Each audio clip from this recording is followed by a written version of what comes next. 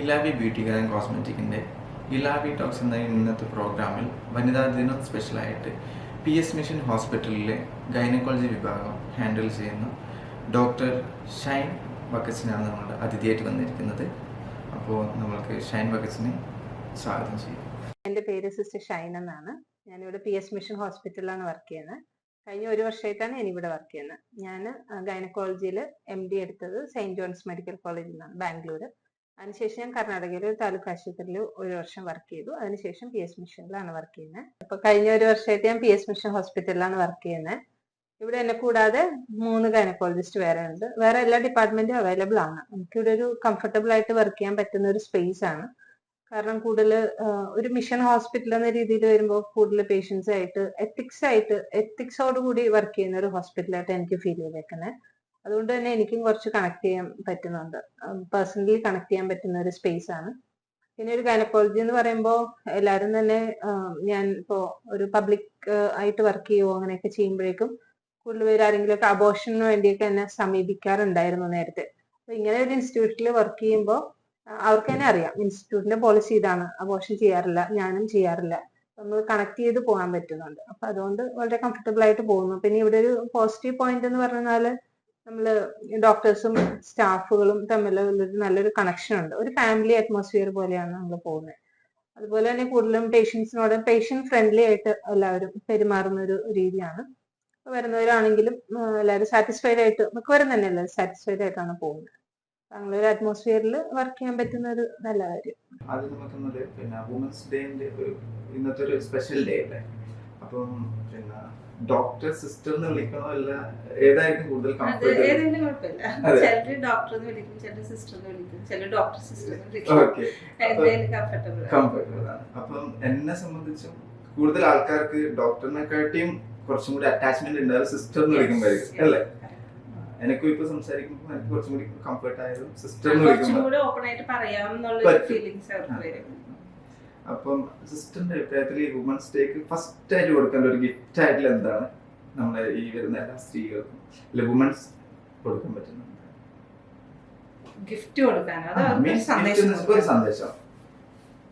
സന്ദേശം കൊടുക്കുന്നതിന് ഹാപ്പി ആയിട്ടിരിക്കുക എപ്പോഴും. അപ്പോൾ നമ്മൾ കോൺഫിഡന്റ് ആയിട്ടിരിക്കുക, ഹാപ്പി ആയിട്ടിരിക്കുക. ഇപ്പോൾ എല്ലാവരും പല രീതിയിൽ വുമൺ എന്ന് പറയുമ്പോൾ ഇപ്പോൾ നേരത്തെ കൂടുതൽ പേരും വീടുകളിലൊക്കെ തന്നെ ജോലി ചെയ്യുന്നവരായിരുന്നു. ഒത്തിരി പേര് പുറത്ത് പോയി ഇങ്ങനെ ജോലി ചെയ്യുന്നില്ല.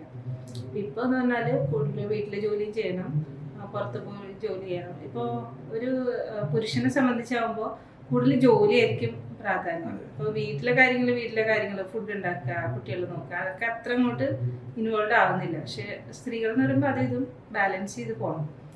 കൂടുതൽ പേരും പറ്റുന്നതെന്ന് വെച്ച് കഴിഞ്ഞാൽ അതിലോട്ട് അങ്ങോട്ട് മുഴുവൻ ഇൻവോൾവ് ആയി പോകും. ഇപ്പം സ്വന്തം കാര്യം നോക്കുന്നതിൽ കുറച്ച് ഒരു ലാഗ് വരും. അപ്പോൾ അതും കൂടെ നോക്കുക. അതിലായാലും നമ്മൾ ചെയ്യുന്ന ജോലിയിലായാലും കുടുംബജീവിതത്തിലായാലും ഒരു ഹാപ്പി ആയിട്ടിരിക്കുക, സന്തോഷമായിട്ട് പോവുക. എന്നാലും കുറച്ച് വുമൺ ഹാപ്പി ആയിട്ടിരിക്കുമ്പോഴും വുമൺ ഹെൽത്തി ആയിട്ടിരിക്കുമ്പോഴും ഓൾ ഫാമിലി ഹെൽത്തി ആയിരിക്കും. ഇപ്പം നോർമല് ഇപ്പൊ എല്ലാ പീരീഡ്സിന്റെ കാര്യങ്ങളിൽ നമുക്കൊന്ന് ചർച്ച ചെയ്ത് നോക്കാം. അപ്പൊ പീരീഡ്സിന്റെ സമയത്ത് ഈ പെൺകുട്ടികൾക്ക് അല്ലെങ്കിൽ മുതിർന്ന സ്ത്രീകളായാലും ഇത് അത്ര എന്താ പറയാ കൂടുതലായി കെയർ ചെയ്യുന്നുണ്ടോ എന്നുള്ളതാണ് നമ്മളൊരു ചോദ്യം. അപ്പം ഈ നോർമലി എന്താക്കും ഇവര് പീരീഡ്സിന്റെ സമയത്ത് അവര് മൂഡ് സ്വിങ് ചെയ്ത് അവര് വേറൊരു ആൾക്കാരായിട്ട് മാറുന്നുണ്ട്. അപ്പം ഇതൊക്കെ നമുക്ക് കുറക്കാൻ പറ്റുന്ന രീതിയിൽ അവരെ ഭക്ഷണ രീതിയിലോ അല്ലെങ്കിൽ വേറെ എന്തെങ്കിലും സ്ട്രെസ് ഉണ്ടാവുമല്ലോ, സ്ട്രെസ് മാനേജ് ചെയ്യാൻ വേണ്ടി പറ്റുന്ന രീതിയിൽ എന്തെങ്കിലും ഒരു ടിപ്സ് ഉണ്ടാവും? പീരീഡ്സിന്റെ സമയത്ത് കൂടുതൽ പേർക്കും വേദന വരാറുണ്ട്, ഒരു ബ്ലോട്ടിംഗ് സെൻസേഷൻ ഉണ്ടാവാറുണ്ട്. അതുപോലെ മൂഡ് സ്വിങ്സ്, പറഞ്ഞ പോലെ മൂഡ് സ്വിങ്സ് ഒത്തിരി ഉണ്ടാവാറുണ്ട്. അപ്പൊ നേരത്തേക്ക് നമുക്ക് ഹോം റെമഡീസ് കൂടുതൽ ഉണ്ടായിരുന്നു. അപ്പൊ ഇപ്പൊ നമ്മൾ അത്രയും ഹോം റെമഡീസ് അത്രയും അങ്ങോട്ട് ഡിപ്പെൻഡ് ചെയ്യാറില്ല. കൂടുതൽ പേരും മിക്കവാറും സ്ട്രേറ്റ് അവേ മെഡിസിൻസ് ആണ് എടുക്കുക. അപ്പോ ഒരു കാര്യം പറയുന്നത്, ഒത്തിരി ജങ്ക് ഫുഡ് ആയിട്ടുള്ളത്, അല്ലെങ്കിൽ ഒത്തിരി സ്റ്റാർച്ചി ആയിട്ടുള്ള ഫുഡ്, ദഹിക്കാൻ ബുദ്ധിമുട്ടുള്ള ഫുഡുകളൊക്കെ ആ സമയത്ത് ഒഴിവാക്കുക. പിന്നെ കാലറീസ് ഒത്തിരി കൂടിയ ഫുഡൊക്കെ ഒഴിവാക്കുക. കൂടുതൽ എത്രയും പെട്ടെന്ന് ഡൈജസ്റ്റ് ആവുന്ന രീതിയിലുള്ള, നല്ല ദഹനത്തിന് ഹെൽപ്പ് ചെയ്യുന്ന രീതിയിലുള്ള ഫുഡുകൾ തിരഞ്ഞെടുക്കുക. പിന്നെ കൂടുതൽ പച്ചക്കറികൾ കഴിക്കുക, കൂടുതൽ ഫ്രൂട്ട്സ് കഴിക്കുക, നന്നായിട്ട് വെള്ളം കുടിക്കുക. പിന്നെ ഈ മൂഡ് സ്വിങ്സ് ഒത്തിരി ആണെങ്കിൽ അത് നമ്മൾ മെഡിക്കൽ നീഡായിട്ട് തന്നെ എടുക്കണം. നമ്മൾ ഡോക്ടറെ കാണണം, അതിന് വേണ്ടിയുള്ള മരുന്നുകൾ കഴിക്കണം. അതുപോലെ ചിയ സീഡ്സ്, നമ്മൾ ഈ ഫ്ലാക്സ് സീഡ്സ്, അതൊക്കെ സോയ ചങ്ക്സ്, അങ്ങനെയുള്ള സാധനങ്ങളൊക്കെ മൂഡ് സ്വിങ്സ് വരാതിരിക്കാനായിട്ട് നമ്മൾ ഉപയോഗിക്കുന്നുണ്ട്. ഒരു പരിധി വരെ അത് സഹായിക്കും. ഇല്ലാന്നുണ്ടെങ്കിൽ അതിനുള്ള ടാബ്ലറ്റ്സ് ഒക്കെ ഉണ്ട്. അപ്പൊ അതിനെയൊക്കെ ഡിപ്പെൻഡ് ചെയ്യാവുന്നതാണ്. ഇപ്പൊ നോർമൽ ഇപ്പൊ എല്ലാവരും പിന്നെ ലേഡീസ് എല്ലാവരും ഉപയോഗിക്കുന്നത് കപ്പ് എന്ന് പറയുന്ന കൺസെപ്റ്റ് അവിടെ വെച്ചിട്ടുള്ളത്. കുറച്ചും കൂടി കംഫർട്ട് ആയതാണ് കപ്പ് എന്ന് പറയുന്നത്, കുറച്ചും കൂടി ഹൈജീൻ ആയിരുന്നത്. പക്ഷെ അത് ഉപയോഗിക്കാണ്ട് വീണ്ടും അവര് പാഡിലേക്ക് തന്നെ ഉള്ളത്. അപ്പൊ ഈ പാഡും കപ്പും തമ്മിൽ എന്താണ് വലിയ ബുദ്ധിമുട്ടായിട്ട് വരുന്ന കാര്യങ്ങളും അതിനെ കുറിച്ച്? പാഡാണ് കൂടുതൽ യൂസ് ചെയ്യുന്നത്, കാരണം നമുക്ക് എളുപ്പമാണ്, വലിയ പ്രശ്നങ്ങളൊന്നും ഇല്ലാണ്ട് യൂസ് ചെയ്യാൻ പറ്റും. ഇപ്പൊ കപ്പ് യൂസ് ചെയ്യണമെങ്കിൽ എങ്ങനെയാണ് ഇൻസേർട്ട് ചെയ്യേണ്ടതെന്ന് അറിയണം. പിന്നെ അതിനെക്കുറിച്ച് ഒത്തിരി പേർക്ക് അതിനെക്കുറിച്ച് മിത്സ് ഉണ്ട്. അപ്പൊ അതുകൊണ്ടാണ് കൂടുതൽ പേരും കപ്പിലോട്ട് പോകാനായിട്ട് മടിക്കുന്നത്. പക്ഷെ പാഡ് ഉപയോഗിക്കുന്നതിനേക്കാൾ കപ്പ് ഉപയോഗിക്കുന്നതിന്റെ ഗുണം എന്ന് വെച്ചാൽ കുറെ എക്കോ ഫ്രണ്ട്ലി ആണ്. നമ്മൾ പാഡ് ഉപയോഗിക്കുന്ന വഴിയായിട്ട് കുറെ വേസ്റ്റ് ജനറേറ്റ് ചെയ്യുവാണ്. അത് നമ്മൾ കത്തിക്കണം, അങ്ങനെ പ്രോപ്പറായിട്ട് ഡിസ്പോസ് ചെയ്യാൻ പറ്റണം. കപ്പാകുമ്പോൾ നമുക്ക് റീയൂസബിൾ ആണ്, പിന്നെ എക്കണോമിക്കലിയും കൂടെ കുറച്ച് നല്ലതാണ്. അതുപോലെ തന്നെ ഹൈജീന്റെ കാര്യത്തിൽ തീർച്ചയായിട്ടും പാഡിനേക്കാളും എന്തുകൊണ്ടും കപ്പ് തന്നെയാണ് നല്ലത്. പിന്നെ പാഡ് ഉപയോഗിക്കുന്നവരാണെങ്കിൽ തന്നെ അതാണ് കംഫർട്ടബിൾ. അത് കപ്പ് തീരെ ഉപയോഗിക്കാൻ പറ്റില്ല എന്നുണ്ടെങ്കിൽ തന്നെ പാഡ് ഉപയോഗിക്കുന്നത് ഏറ്റവും നല്ലതും പിന്നെ കോട്ടൺ അടങ്ങിയിട്ടുള്ളതായിരിക്കണം. കാരണം കൂടുതൽ പേർക്ക് റാഷസും അങ്ങനെ അലർജി റാഷസ് ഉണ്ടാവാം, ഇച്ചിങ് ഉണ്ടാവാം, ഇൻഫെക്ഷൻ ആയിട്ട് വരാം. കൂടുതൽ ഫംഗൽ ഇൻഫെക്ഷൻ ഒക്കെ വരുന്നത് വെറ്റായിട്ടിരിക്കുമ്പോഴാണ്. വെറ്റായിട്ട് അല്ലെങ്കിൽ ഒത്തിരി നേരം പാഡ് മാറ്റാതൊക്കെ വരുമ്പോഴും ഫംഗൽ ഇൻഫെക്ഷൻ കൂടുതൽ ചാൻസ് ഉണ്ട്. അപ്പൊ അങ്ങനെ വെച്ച് നോക്കുമ്പോൾ കൂടുതലും സജസ്റ്റ് ചെയ്യുന്നത് കപ്പാണ്, മെൻസ്ട്രൽ കപ്പാണ് കംഫർട്ടബിൾ ആയിട്ട് യൂസ് ചെയ്യാം. ഇപ്പൊ നമ്മള് കുറെ സ്ത്രീകൾക്ക് ഈ എന്താ പറയുക PCOD PCOS കുറച്ച് ബുദ്ധിമുട്ട് പറയുന്നുണ്ട്. അപ്പൊ അതിനെ കുറിച്ച് എന്താണ്, അവരെന്തൊക്കെയാണ് ശ്രദ്ധിക്കേണ്ടത് അതിനെ കുറിച്ചും, അല്ലെങ്കിൽ പിന്നെ അവർക്ക് വന്നവരുണ്ടെങ്കിൽ എന്തൊക്കെ ട്രീറ്റ്മെന്റ് ആണ് ചെയ്യേണ്ടത് അതിനെ കുറിച്ചും? PCOD ഇപ്പൊ നേരത്തെ PCOD ഉണ്ടായിരുന്നു, പക്ഷെ ഇപ്പൊ കാണുന്ന അത്രയും ഫ്രീക്വന്റ് ആയിട്ട് നമ്മൾ കണ്ടിരുന്നില്ല. ഇപ്പൊ ഗൈനക്കോപിഡിയിൽ കൂടുതൽ വരുന്ന കേസുകൾ PCOD ആണ്.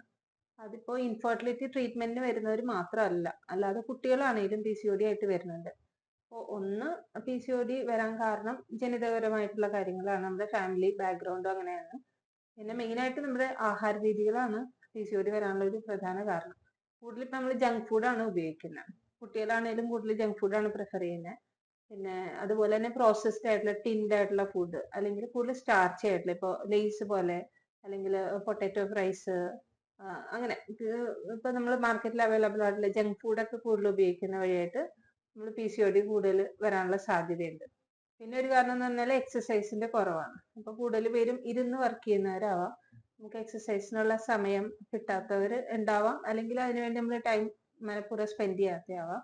അപ്പൊ അങ്ങനെ എക്സസൈസിന്റെ കുറവ്, ജങ്ക് ഫുഡ്, പിന്നെ അല്ലെങ്കിൽ സ്ട്രെസ്, പിന്നെ സ്ലീപ്പിന്റെ കുറവ്, അല്ലെങ്കിൽ അഡിക്വേറ്റ് സ്ലീപ്പ് കിട്ടാത്തത്. കൂടുതൽ പേരും പ്രിഫർ ചെയ്യുന്ന ഇപ്പോൾ ഒത്തിരി ലേറ്റ് ആയിട്ട് ഉറങ്ങാൻ ആണ്. അപ്പൊ അത് എത്രമാത്രം ക്വാളിറ്റി സ്ലീപ്പ് നമുക്ക് കിട്ടുന്നുണ്ടെന്ന് പറയാൻ പറ്റില്ല. ഇങ്ങനെയുള്ള പല കാരണങ്ങൾ കൊണ്ടിട്ടാണ് PCOD ഉണ്ടാവുന്നത്. ഇപ്പൊ PCOD ഉണ്ടാവുമ്പോൾ നമുക്ക് പീരീഡ്സ് ഇറഗുലർ ആവാം. പിന്നെ PCOD വരുന്ന ഒരു പ്രധാനപ്പെട്ട കാരണം പുരുഷ ഹോർമോൺ കൂടുതലായിട്ട് ശരീരത്തിൽ ഉത്പാദിപ്പിക്കപ്പെടും. അതുവഴിയായിട്ട് നമ്മുടെ മുഖത്ത് രോമ വളർച്ച ഉണ്ടാവാം, അല്ലെങ്കിൽ കൂടുതൽ അഗ്നി, നമ്മുടെ മുഖക്കുരുക്കൾ ഉണ്ടാവാം. പിന്നെ പീരീഡ്സ് ഡിലേ ആവാം. പിന്നെ വിവാഹശേഷം കുട്ടികൾ ഉണ്ടാവാൻ ഒത്തിരി ലേറ്റ് ആവാം. ഇങ്ങനെയുള്ള കുറച്ച് കാരണങ്ങളുണ്ട്. അല്ലെങ്കിൽ വേറൊരു കാര്യം, അവർക്ക് കൂടുതൽ ഡയബറ്റിക് ആവാനുള്ള സാധ്യതയും കൂടി ഉണ്ട്. അപ്പോൾ PCOD ഉള്ളവരിൽ എത്രയും വേഗം അവർ മറ്റ് പോപ്പുലേഷനെ അപേക്ഷിച്ച് കുറച്ച് നേരത്തെ ഡയബറ്റിക് ആവാനുള്ള സാധ്യതയുണ്ട്. ഇതൊരു PCOD എന്ന് പറയുന്നത് തന്നെ ഇൻസുലിൻ റെസിസ്റ്റൻസ് ആണ്. അതൊരു ഡയബറ്റോജനിക് കണ്ടീഷൻ ആയിട്ടാണ് കരുതുന്നത്. ഇതിൽ കൂടുതൽ നമ്മൾ ശ്രദ്ധിക്കേണ്ടത് ഈ കാരണങ്ങളെല്ലാം അവോയ്ഡ് ചെയ്യുക, കൂടുതലായിട്ട് എക്സസൈസ് ചെയ്യുക, ഇപ്പോൾ നല്ല ഫുഡുകൾ കഴിക്കുക, ഹെൽത്തി ആയിട്ടുള്ള വെജിറ്റബിൾസ് ഫ്രൂട്ട്സിലോട്ട് കൂടുതൽ പോവുക, ജങ്ക് ഫുഡ് അവോയ്ഡ് ചെയ്യുക, പിന്നെ adequate and quality sleep time കൊടുക്കുക. പിന്നെ മെന്റൽ സ്ട്രെസ്സും ഒരു പരിധിവരെ കാരണമാണ്. അങ്ങനെ ഉണ്ടെങ്കിൽ നമ്മൾ സ്ട്രെസ് റിലീവിംഗ് ആയിട്ടുള്ള മെഡിറ്റേഷൻ, യോഗ പോലുള്ള കാര്യങ്ങളിൽ ഏർപ്പെടാം. അങ്ങനെ ചെയ്യുന്ന വഴിയായിട്ട് ഒരു പരിധിവരെ നമുക്ക് PCOD കുറയ്ക്കാം. പിന്നെ അതുപോലെ മരുന്നുകൾ ഉണ്ട്, അവൈലബിൾ ആണ്. ഒത്തിരി ഈ നമ്മുടെ ജീവിത രീതികൾ കൊണ്ട് അത് മാറുന്നില്ല എന്നുണ്ടെങ്കിൽ മരുന്നുകളിലൂടെ കോൺസെൻട്രേറ്റ് ചെയ്താൽ. അപ്പൊ സിസ്റ്റർ പറഞ്ഞ ഈ PCOD ഒരു സൈഡ് എഫക്ട് പോലെ അല്ലെങ്കിൽ ആഫ്റ്റർ എഫക്റ്റിലേക്ക് വരുന്നതല്ലേ നമ്മൾ ഇൻഫെർട്ടിലിറ്റി വരുന്നത്? അതെ.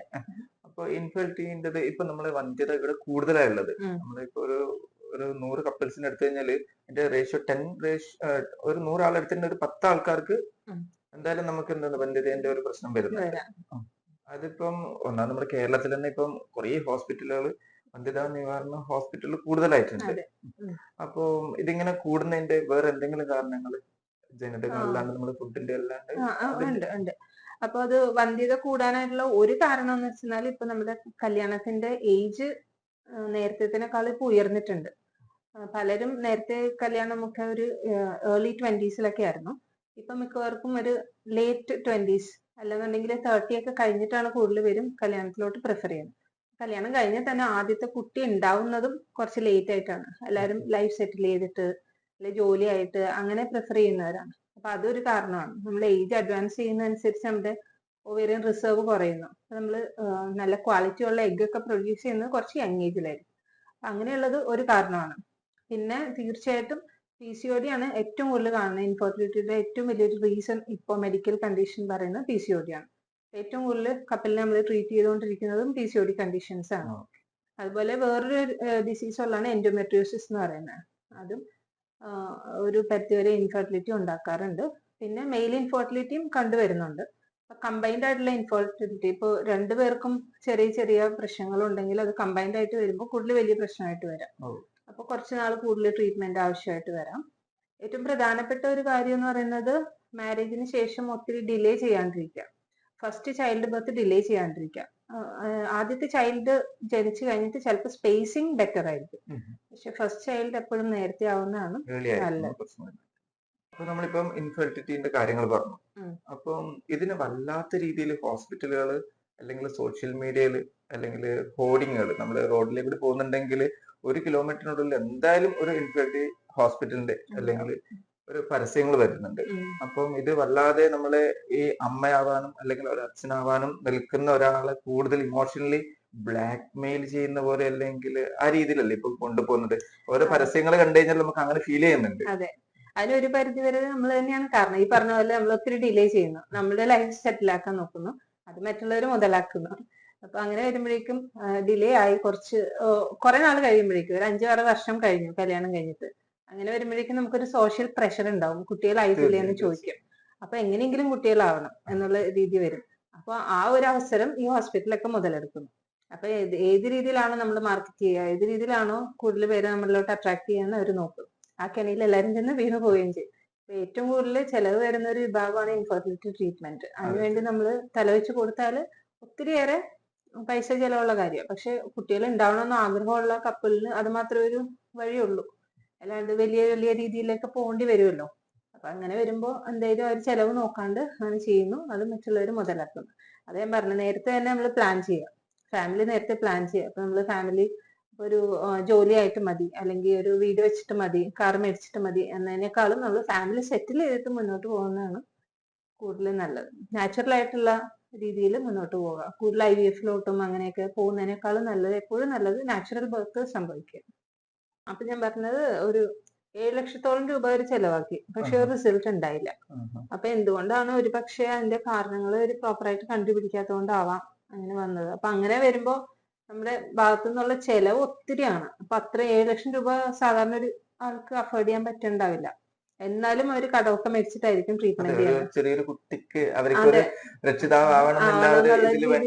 സോഷ്യൽ കമ്മിറ്റ്മെന്റോടെ പിന്നെ പ്രഷർ ഒത്തിരി ഉണ്ടാവില്ല, ഫാമിലി എന്നുള്ള പ്രഷർ, സോഷ്യൽ പ്രഷർ എല്ലാം ഉണ്ടാവാം. അപ്പൊ അവരൊത്തിരി അങ്ങനെ ട്രീറ്റ് ചെയ്യുന്നു. ഒരു പക്ഷേ അതൊക്കെ ചിലപ്പോൾ ആവശ്യമില്ലാത്ത മെഡിസിൻസ് ആവാം, ആവാം മെഡിസിൻസ്. ഒത്തിരി മെഡിസിൻസ് ഞാൻ തന്നെ വണ്ടർ ആയിട്ടുണ്ട്, ഇത്രയും മെഡിസിൻസ് ഈ ഒരാൾക്ക് വേണ്ടി ഇങ്ങനെ കൊടുക്കണ്ടല്ലോ എന്ന് ഓർത്തിട്ട്. ഇപ്പൊ ഒരു മാസം തന്നെ ഒരു 50,000 റുപ്പീസിന്റെ മരുന്നൊക്കെ കഴിക്കുന്നവർ വരെ ഉണ്ട്. അങ്ങനെ വരുമ്പോ അതൊക്കെയാണ് അവര് ട്രാപ്പ് ആക്കുന്നതെന്ന് പറയുന്നത്.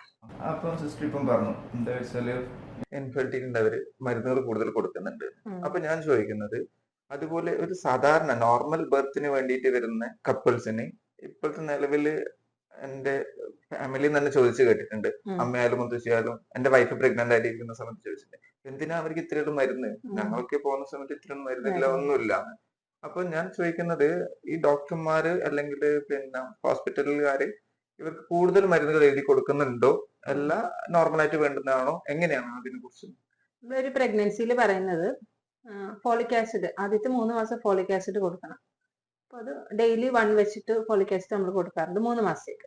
അതിനുശേഷം വരുന്നത് നമ്മൾ വേൾഡ് ഹെൽത്ത് ഓർഗനൈസേഷൻ പറഞ്ഞേക്കുന്ന പ്രകാരം പ്രഗ്നൻസിയിൽ നമ്മൾ സാധാരണ പറയുന്നത് ഫോളിക് ആസിഡ്, അയൺ, കാൽഷ്യം ഈ 3 ടാബ്ലറ്റ് ആണ് മെയിൻ ആയിട്ട് കൊടുക്കുന്നത്. ആദ്യത്തെ 3 മാസം ഫോളിക് ആസിഡ് കൊടുക്കും. പിന്നെ അതിനുശേഷം നമ്മൾ ആദ്യത്തെ 3 മാസം അയണും കാൽഷ്യം കൊടുക്കാറില്ല, കാരണം കൂടുതൽ പേർക്ക് വോമിറ്റിംഗ് ഒക്കെ ഉണ്ടാകുന്ന ഒരു സമയമാണ്.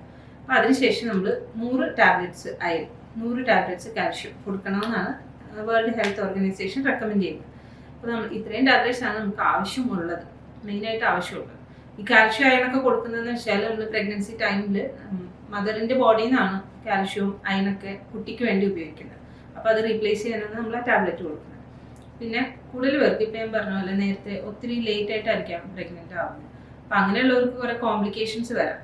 BP കൂടുതലായിരിക്കാം, ചിലർക്ക് ഡയബറ്റീസ് ഉണ്ടാവാം, ഷുഗർ ഉണ്ടാവാം. അങ്ങനെയുള്ളവർക്കൊക്കെ അതാണ് നമ്മൾ റെഗുലറായിട്ട് ചെക്കപ്പ് ചെയ്യുമ്പോൾ നമുക്ക് മനസ്സിലാവും. അങ്ങനെയുള്ളവർ നമ്മൾ കണ്ടുപിടിച്ചിട്ട് അവർക്ക് ആവശ്യമുള്ള മരുന്നുകൾ മാത്രം സ്റ്റാർട്ട് ചെയ്യും. പിന്നെ ചിലർക്ക് ഏർലി പ്രഗ്നൻസിയിൽ കുറച്ച് ബ്ലീഡിങ് ഉണ്ടാവാം. അങ്ങനെയുള്ളവർക്ക് കുറച്ച് പ്രൊജസ്ട്രോൺ സപ്പോർട്ട് നമ്മൾ കൊടുക്കേണ്ടി വരും. ഇതൊക്കെയാണ് അത്യാവശ്യമുള്ള മരുന്നുകൾ. പിന്നെ നമ്മൾ WHO റെക്കമെൻഡ് ചെയ്യുന്ന 3 സ്കാൻ അല്ലെങ്കിൽ 4 സ്കാനാണ് ഒരു പ്രഗ്നൻസിയിൽ പറയുന്നത്.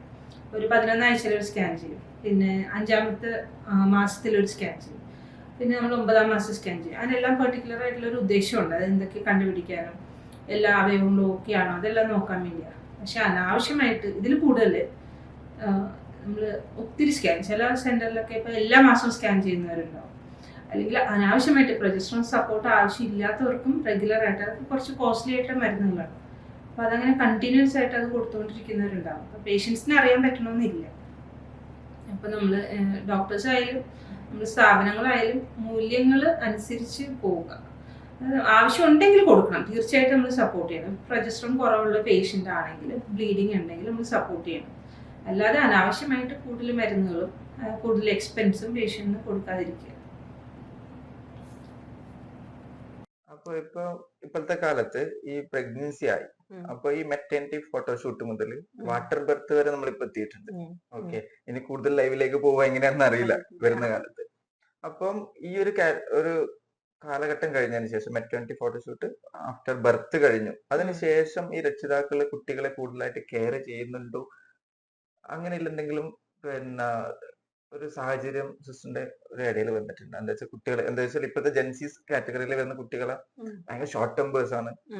ഓക്കെ, അപ്പൊ കൃത്യമായി അവർക്ക് ഒരു കെയറിങ് കിട്ടാത്തതുകൊണ്ടാണോ ഇപ്പൊ നിലവിൽ വന്നുകൊണ്ടിരിക്കുന്നത്? അപ്പൊ കുറച്ചും കൂടി കാലങ്ങൾ കഴിയുമ്പോൾ കുറച്ചും കൂടി വയലന്റ് ആയ കുട്ടികളാകും, അങ്ങനെ എന്തെങ്കിലും? ഇപ്പോ മെറ്റേണിറ്റി ഫോട്ടോഷൂട്ട് ഒക്കെ കുറെയൊക്കെ സോഷ്യൽ മീഡിയ ഇൻഫ്ലുവൻസ് കൊണ്ട് ഉണ്ടാവുന്നതാണ്. ഒരു പ്രധാനപ്പെട്ട ഒരു കാരണം ഇപ്പൊ വളരെ കുറച്ച് കുട്ടികളേ ഉള്ളൂ, 1-2 കുട്ടികളേ ഉള്ളൂ. അപ്പൊ അവര് ഭയങ്കരമായിട്ട്, പിന്നെ എല്ലാവരും അഫോർഡബിൾ ആണ്, കാര്യങ്ങൾ ആക്സസിബിൾ ആണ്, എല്ലാവർക്കും എല്ലാം കിട്ടുന്നു, പിന്നെ എല്ലാവർക്കും അഫോർഡ് ചെയ്യാൻ പറ്റുന്നു. അപ്പൊ അതുകൊണ്ട് അവർ ആഘോഷിക്കുന്നു. ആഘോഷം എന്ന് പറഞ്ഞാൽ ഒരു പരിധി വരെ നല്ലതാണ്. മാതൃത്വം എന്ന് പറയുന്ന ഒരു ആഘോഷിക്കപ്പെടേണ്ട ഒരു സംഭവം തന്നെയാണ്. പക്ഷെ ഇത് പരിധി വിട്ടുള്ള ആഘോഷങ്ങളും നമ്മൾ മറ്റുള്ളവരെ കാണിക്കാൻ വേണ്ടി കാണിച്ചു കൂട്ടുന്ന ഈ ധൂർത്തും കാട്ടിക്കൂട്ടലുകളും അത് കുറയ്ക്കുക. പിന്നെ നമ്മൾ മാതൃത്വം ആഘോഷിക്കുക എന്ന് പറയുമ്പോൾ ഒരു അമ്മയാകുന്ന ഒരാൾക്ക് വേണ്ടിയുള്ള സപ്പോർട്ട്, ഫാമിലി എന്നുള്ളൊരു സപ്പോർട്ട് അതാണ് നമ്മൾ കൂടുതലായിട്ട് കൊടുക്കേണ്ടത്. അപ്പോൾ ആ വ്യക്തി കടന്നു പോകുന്ന കുറെ മാനസികമായിട്ടുള്ള ശാരീരികമായിട്ടുള്ള ബുദ്ധിമുട്ടുകൾ ഉണ്ടാവും. അതൊക്കെ എങ്ങനെ നമ്മൾ കുറച്ചു കൊണ്ടുവരാം, അതിനെ നമ്മൾ എങ്ങനെ സപ്പോർട്ട് ചെയ്യാൻ നോക്കുക. പിന്നെ അതുപോലെ തന്നെ ഡെലിവറി കഴിഞ്ഞിട്ടാണെങ്കിൽ പോലും നമുക്ക് ആ ഡെലിവറി കഴിഞ്ഞ ഒരു കുട്ടിയെ വെച്ചിട്ട് ഭയങ്കരമായിട്ട് ആഘോഷം നടത്തി മറ്റുള്ളവരെ അറിയിച്ച് വലിയ കാര്യങ്ങൾ ചെയ്യാതെ ആ കുട്ടിയെ ഒരു മാനുഷികമായിട്ടുള്ള മൂല്യങ്ങളിൽ വളർത്തുക.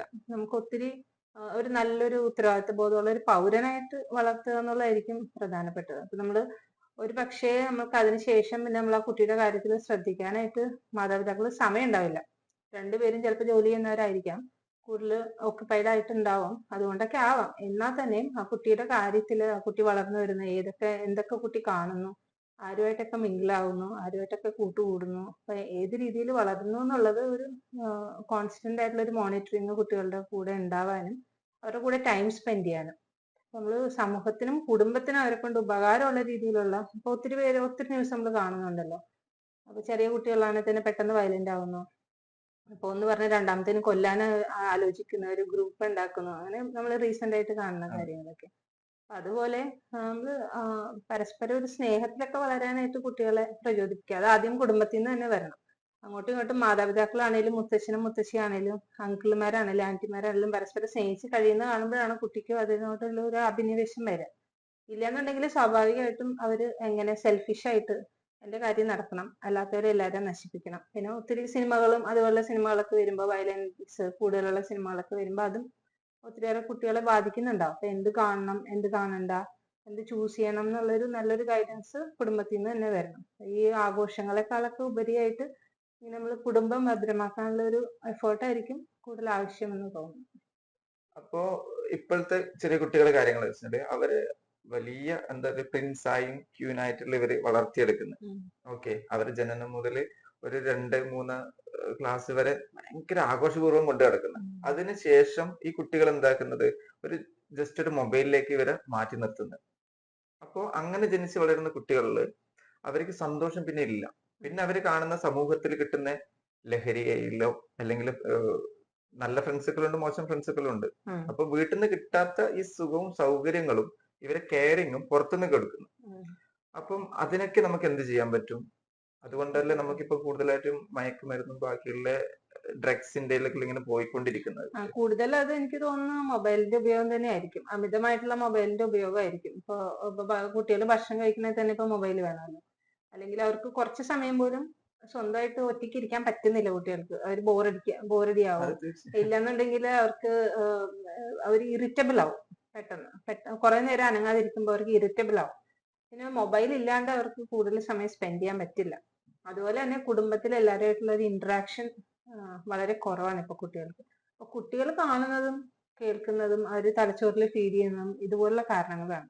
നമ്മൾ എന്തൊക്കെയാണ് കുട്ടികൾ എല്ലാം ആക്സസിബിൾ ആണ് ഇപ്പോൾ മൊബൈലിൽ കൂടെ. അപ്പൊ എന്തൊക്കെയാണ് കാണുന്നത്, ഏതാണ് അവർ കൂടുതൽ ഇൻഫ്ലുവൻസ് ചെയ്യുന്നതെന്ന് നമുക്ക് പറയാൻ പറ്റില്ല. അപ്പൊ ഈ സ്ക്രീൻ ടൈം വളരെ കുറയ്ക്കുക. അത് നമ്മൾ സ്ട്രിക്റ്റ് ആയിട്ട് മാതാപിതാക്കള് രക്ഷിതാക്കൾ അത് ശ്രദ്ധിക്കണം. സ്ക്രീൻ ടൈം കുറച്ചിട്ട് കുടുംബത്തിൽ ഒരു ഇന്ററാക്ഷൻ വരിക, കുടുംബത്തിന്റെ അവസ്ഥ കുട്ടികൾക്ക് മനസ്സിലാക്കി കൊടുക്കുക. പിന്നെ ഇതുപോലുള്ള കാര്യങ്ങളിലേക്ക് പോകുമ്പോൾ ലഹരിയിലായിക്കോട്ടെ അവർ അറിയുന്നില്ല, അതിന്റെ പരിണിത ഫലം എന്താണെന്ന് മിക്കവാറും അറിയുന്നില്ല. ചെറിയൊരു സുഖമായിരിക്കാം, ചെറിയൊരു സന്തോഷമായിരിക്കാം, അല്ലെങ്കിൽ അവർക്ക് ഏറ്റവും പ്രിയപ്പെട്ട കൂട്ടുകാർ പറയുന്ന കാര്യങ്ങളായിരിക്കാം. അപ്പൊ ആ രീതിയിൽ അവർ മുന്നോട്ട് പോകുന്നു. അതിനുശേഷമായിരിക്കും ട്രാപ്പിൽ പെടുന്നത്. പിന്നെ അവർക്ക് തിരിച്ചു വരാൻ പറ്റുന്നില്ല. പിന്നെ അവർ അതിന് അടിമയായി പോകുന്നു. അവർ പറയുന്ന എന്തും ചെയ്യാനായിട്ടുള്ള ഒരു സന്നദ്ധത അവർക്ക് വരും. നമ്മൾ കുടുംബത്തിൽ തന്നെ ഏറ്റവും കൂടുതൽ നന്നായിട്ട് കുട്ടികളെ മോണിറ്റർ ചെയ്യുക, അവരുടെ കൂടെ ടൈം സ്പെൻഡ് ചെയ്യുക. ഇതുപോലുള്ള സ്ക്രീൻ ടൈം അത്രയും മിനിമം ആക്കാൻ പറ്റും അത്രയും കുറച്ചിട്ട് കൂടുതൽ റിലേഷൻഷിപ്പിലേക്ക് കുട്ടികളെ കൊണ്ടുവരിക. നല്ല റിലേഷൻഷിപ്പ് തിരഞ്ഞെടുക്കാനായിട്ട് അപ്പോൾ കുട്ടികൾക്ക് അങ്ങനെ സാധിക്കുമായിരിക്കും. ഇപ്പം സ്ത്രീകളില് പുരുഷന്മാരെ അപേക്ഷിച്ച് കൂടുതൽ സ്ത്രീകളിൽ ക്യാൻസർ രോഗം കൂടുതൽ കാണുന്നുണ്ട്. അപ്പൊ സിസ്റ്ററിനെ കാണാൻ വരുന്ന സമയത്ത് ഞാൻ അത് കണ്ടു. വെച്ചാല് സ്ത്രീകളിലാണ് കൂടുതൽ ക്യാൻസറിന്റെ ഇത് വരുന്നത്. അപ്പം എന്തെങ്കിലും അവർക്ക് ഇത് ഏർലി കണ്ടുപിടിക്കാൻ പറ്റുന്ന പല ടിപ്സ് ഉണ്ടോ? അല്ലെങ്കിൽ അവരെ ബോഡിയിൽ അല്ലെ അവർക്ക് വരുന്ന ചേഞ്ചസ് എന്തൊക്കെ കാര്യങ്ങളാണ്, ഏത് മെഷർ ചെയ്തിട്ടാണ് അവർക്ക് അതിനൊന്ന് ഐഡന്റിഫൈ ചെയ്യാൻ പറ്റുന്നത്? എന്തെങ്കിലും കൂടുതലായിട്ട് ഇപ്പൊ സ്ത്രീകളിൽ കണ്ടുവരുന്ന ഒരു 2 ക്യാൻസർ എന്ന് പറഞ്ഞാൽ ഒന്ന് ബ്രസ്റ്റ് ക്യാൻസർ ആണ്, ഒന്ന് സെർവൈക്കൽ ക്യാൻസർ ആണ്. ബ്രസ്റ്റ് ക്യാൻസർ എന്ന് പറയുമ്പോൾ നമുക്ക് റെഗുലർ ആയിട്ട് മോണിറ്റർ ചെയ്യുന്ന വഴി നമുക്ക് കണ്ടുപിടിക്കാൻ പറ്റും. സെൽഫ് ബ്രസ്റ്റ് എക്സാമിനേഷൻ ചെയ്യാം. സ്ത്രീകളെ നമ്മൾ അതിന് പരിശീലിപ്പിക്കാറുണ്ട്. അപ്പോൾ ഓരോരുത്തരും തനിയെ എക്സാമിനേഷൻ ചെയ്യുന്നു. ഇപ്പൊ പീരീഡ്സിന്റെ ടൈം കഴിഞ്ഞിട്ടാണെങ്കിൽ ഒരു ഫിക്സഡ് ടൈം കണ്ടുപിടിക്കുന്നു, സെൽഫ് എക്സാമിനേഷൻ ചെയ്യുന്നു. എന്തെങ്കിലും തടിപ്പോ അല്ലെങ്കിൽ എന്തെങ്കിലും ലംബോ എന്തെങ്കിലും കാണുവാണെന്നുണ്ടെങ്കിൽ നമുക്കിപ്പോ ഒത്തിരി മെത്തേഡ്സ് ഉണ്ട് കണ്ടുപിടിക്കാനായിട്ട്. ഇപ്പൊ മാമോഗ്രാം ഇപ്പൊ എല്ലായിടത്തും തന്നെ അവൈലബിൾ ആയിട്ടുള്ള ഒരു കാര്യമാണ്. ഇപ്പൊ മാമോഗ്രാം ചെയ്യുന്ന വഴിയായിട്ട് എന്തെങ്കിലും ക്യാൻസർ ഉണ്ടാവാനുള്ള സാധ്യതയുണ്ടോ, ക്യാൻസർ ഉണ്ടോ, ഉണ്ടെങ്കിൽ അത് ഏർലി സ്റ്റേജിൽ നമുക്ക് കണ്ടുപിടിക്കാൻ പറ്റും. പിന്നെ FNAC എന്ന് പറഞ്ഞിട്ട് ഒരു സംഭവം, നീഡിൽ ബയോപ്സി ആണ്. അത് നമ്മൾ OPD തന്നെ ചെയ്യാൻ പറ്റുന്ന ചെറിയ പ്രൊസീജിയർ. ഇപ്പൊ എന്തെങ്കിലും ലംബ് ഉണ്ട്, നമുക്കൊരു സസ്പീഷ്യസ് ആയിട്ട് തോന്നി, എന്തൊരു സംശയം തോന്നി ലംബിലാണെങ്കിൽ നമുക്ക് നീഡിൽ വെച്ച് ബയോപ്സി ചെയ്ത് അയക്കാം. എന്തെങ്കിലും ചെറിയ ഏർലി സ്റ്റേജിലുള്ള ക്യാൻസർ വല്ലതും ആണെങ്കിൽ നമുക്ക് ആ ലംബ് മാറ്റാം, അല്ലെങ്കിൽ ആ ബ്രസ്റ്റ് റിമൂവ് ചെയ്യാം. അങ്ങനെ ചെയ്യുന്ന വഴിയായിട്ട് നമുക്ക് കൂടുതൽ ഇങ്ങനെ രോഗം അധികമായി പോവാതെ, അതായത് നമ്മൾ സെക്കൻഡ് സ്റ്റേജ് 4th സ്റ്റേജ്, ഇപ്പൊ ഫസ്റ്റ് സ്റ്റേജ് നമ്മൾ ട്രീറ്റ് ചെയ്യുന്നത് 4th സ്റ്റേജ് ട്രീറ്റ് ചെയ്യുന്നത് വേറെ ആയിരിക്കും. അതിലോട്ട് പോകാതെ കൂടുതൽ അപകടകരമായിട്ടുള്ള അവസ്ഥയിലോട്ട് പോകാണ്ട് നമുക്ക് ശ്രദ്ധിക്കാൻ പറ്റും. അതുപോലെ തന്നെ വേറൊരു പ്രധാനപ്പെട്ട ക്യാൻസർ ആണ് സെർവൈക്കൽ ക്യാൻസർ. സെർവൈക്കൽ ക്യാൻസർ എന്ന് പറയുമ്പോൾ സെർവിക്സ് എന്ന് പറയുന്നത് ഗർഭാശയ ഗളം എന്നാണ് അതിന് മലയാളത്തിൽ പറയാം. അതായത് യൂട്രസിന്റെ ഏറ്റവും താഴെയുള്ള ഭാഗമാണ്. ഈ സെർവൈക്കൽ ക്യാൻസർ കൂടുതൽ വരുന്നത് ലൈംഗിക ബന്ധത്തിൽ ഏർപ്പെടുന്ന സ്ത്രീകളിലാണ് കൂടുതൽ വരുന്നത്. അപ്പൊ നമ്മൾ കൂടുതൽ റെക്കമെൻഡ് ചെയ്യുന്നത് കല്യാണത്തിന് ശേഷമുള്ള സ്ത്രീകൾ, മാരീഡ് ആയിട്ടുള്ള സ്ത്രീകൾ എല്ലാവരും തന്നെ 21 വയസ്സ് മുതൽ 65 വയസ്സ് വരെയാണ് നമ്മൾ സ്ക്രീനിങ് പറയുന്നത്. എല്ലാവരും തന്നെ വർഷത്തിൽ ഒരിക്കൽ അല്ലെങ്കിൽ 3 വർഷത്തിൽ ഒരിക്കലെങ്കിലും ഒന്ന് സ്ക്രീനിങ് ചെയ്യുക. ഈ പാപ്സ്മിയർ ടെസ്റ്റ് എന്ന് പറഞ്ഞിട്ട് നമ്മൾ OPD തന്നെ ചെയ്യാൻ പറ്റുന്ന ചെറിയൊരു ടെസ്റ്റ്, അത് ചെയ്യാം. അപ്പൊ നമുക്ക് ക്യാൻസർ വരാനുള്ള സാധ്യതയുണ്ടോ എന്നറിയാൻ പറ്റും. ഇനി 35 വയസ്സ് കഴിഞ്ഞുള്ള സ്ത്രീകളാണെങ്കിൽ നിർബന്ധമായിട്ടും 3 വർഷത്തിൽ ഒരിക്കൽ മിനിമം, ഇയർലി ആണെങ്കിൽ അത്രയും നല്ലത്, വർഷത്തിൽ ഒരിക്കൽ അല്ലെങ്കിൽ 3 വർഷത്തിൽ ഒരിക്കൽ ഇതുപോലെ ടെസ്റ്റ് ചെയ്യുന്നത് നല്ലതായിരിക്കും. നമ്മൾ 2 രീതിയിൽ ടെസ്റ്റ് ചെയ്യും. ഒന്ന് പാപ്സ്മിയർ ടെസ്റ്റ്, പിന്നെ ഒരു HPV DNA വൈറസ് ടെസ്റ്റിംഗ് എന്ന് പറഞ്ഞിട്ടുണ്ട്. അത് രണ്ടും കൂടെ ചെയ്യുമ്പോൾ കമ്പൈൻ ടെസ്റ്റ് ആകുമ്പോൾ കുറച്ചുകൂടെ നമുക്ക് സെൻസിറ്റിവിറ്റി കൂടുതലാണ്, ഇത്രയും പെട്ടെന്ന് അറിയാൻ പറ്റും. അങ്ങനെ നോക്കുന്ന വഴിയായിട്ട് എന്തെങ്കിലും സർവീസിൽ എന്തെങ്കിലും ഇൻഫെക്ഷൻ ഉണ്ടോ, ഇറോഷൻ ഉണ്ടോ, ചിലപ്പോൾ ഇങ്ങനെ തൊലിയൊക്കെ പോയിട്ട് ഇൻഫെക്ഷൻ ആയിട്ട് വരാം. അങ്ങനെ ഇൻഫെക്ഷൻ കുറേ നാൾ ഇൻഫെക്ഷൻ വരുന്ന വഴിയായിട്ട് നമുക്ക് ക്യാൻസറിലോട്ട് മാറാം. ഈ പാപ്സ്മിയർ ടെസ്റ്റ് ചെയ്യുന്ന വഴിയായിട്ട് നമുക്ക് ക്യാൻസർ വരുന്നതിന് 20 വർഷം മുമ്പേ തന്നെ അറിയാൻ പറ്റും. അതാണ് ഏറ്റവും വലിയൊരു കാര്യം. 20 വർഷം മുമ്പേ ഇപ്പൊ ക്യാൻസർ വരാനുള്ള സാധ്യത ഉണ്ട് എന്നത് പോലും നമുക്ക് അറിയാൻ പറ്റും. ക്യാൻസറിലോട്ട് പോലും പോകാതെ നേരത്തെ കണ്ടുപിടിക്കാൻ പറ്റും. അപ്പൊ ഈ ഒരു 2 കാര്യങ്ങളാണ് നമ്മൾ ഏറ്റവും കൂടുതൽ സ്ക്രീൻ ചെയ്ത് അറിയാൻ പറ്റുന്ന 2 ക്യാൻസർ. ഇപ്പൊ ഒവേറിയൻ ക്യാൻസർ, അതുപോലെ കോളോറെക്ടൽ ക്യാൻസർ, അതൊക്കെ നമുക്ക് ഇങ്ങനെ സ്ക്രീൻ ചെയ്ത് ഒത്തിരി നേരത്തെ കണ്ടുപിടിക്കാനുള്ള സാധ്യതകൾ കുറവാണ്. ഉണ്ട്, എന്നാലും അതിനുള്ള സാധ്യതകൾ കുറവാണ്. ഈ 2 ക്യാൻസറുകൾ നമ്മൾ സെർവൈക്കൽ ക്യാൻസർ സ്ക്രീനിങ് ഇങ്ങനെ നല്ല സ്ട്രിക്റ്റ് ആയിട്ട് പറയുന്നതുകൊണ്ട് നമ്മൾ ഒത്തിരി, ഇന്ത്യയിലായിരുന്നു ഏറ്റവും കൂടുതൽ സെർവൈക്കൽ ക്യാൻസർ കേസുകൾ ഉണ്ടായിരുന്നത്. ഇപ്പൊ അതിന്റെ കുറഞ്ഞു വരുന്നുണ്ട്.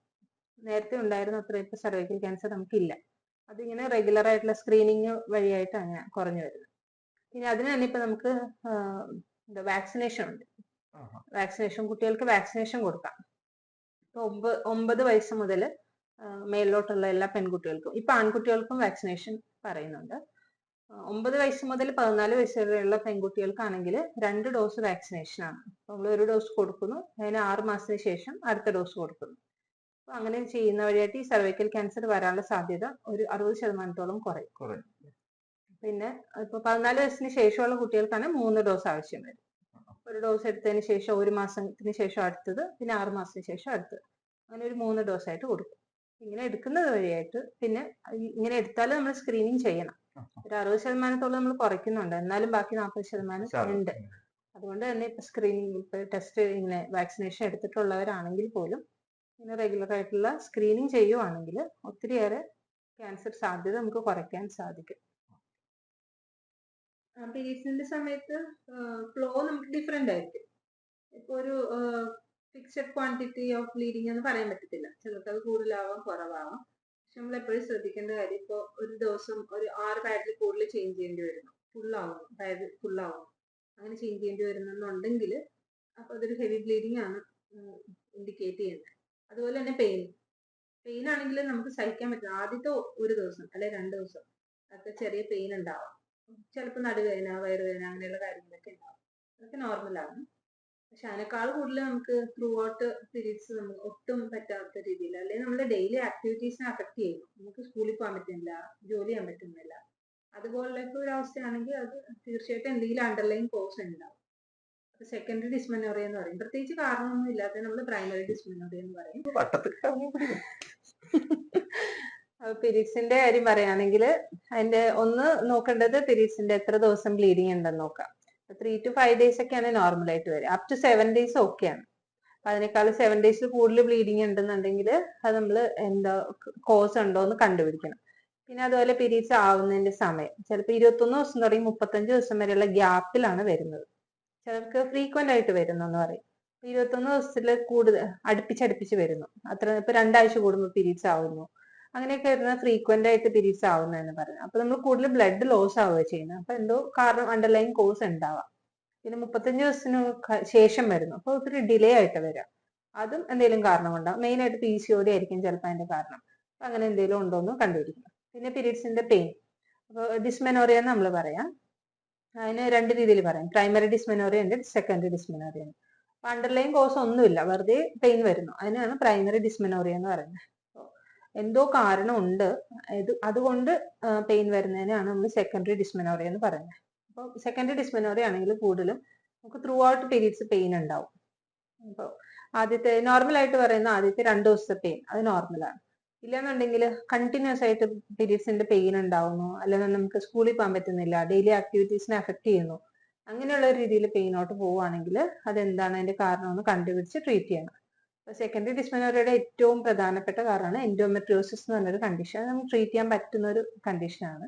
അപ്പൊ അത് കണ്ടുപിടിച്ച് ട്രീറ്റ് ചെയ്യണം. പിന്നെ ബ്ലീഡിങ് കുറവാണെങ്കിലോ, ബ്ലീഡിങ് കുറവുള്ള ഒരു സംഭവം വരുന്നത് PCOD-യുടെ കേസിലാണ്.